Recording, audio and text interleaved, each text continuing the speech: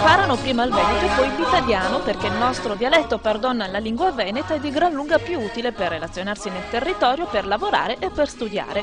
A dirlo sono loro, i nuovi cittadini, gli immigrati che, interpellati da un'insolita indagine promossa dalla cooperativa trevigiana Insieme si può, hanno confermato quello che già si sapeva.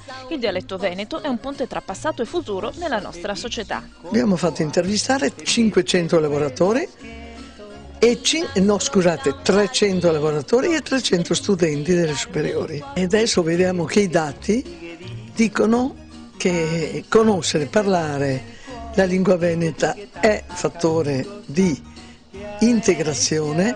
Gli immigrati insomma operano una sorta di trilinguismo consapevole. Dalla lingua d'origine passano all'italiano per contesti formali e poi al dialetto veneto per socializzare ed integrarsi, tra amici e coetanei se si è giovani, tra colleghi di lavoro se si è più maturi oppure con i vicini di casa.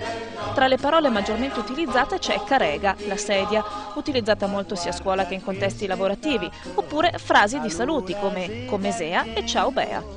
Possono anche emerse delle parole, diciamo, di dialetto antico, soprattutto tra gli lavoratori, come intimea, ad esempio, che viene molto utilizzata da loro. Non so quanti veneti sappiano che si parla delle federe, del letto, e anche altri verbi, tipo sentarse o cose del genere, che sono molto utilizzate proprio nel campo dell'assistenza.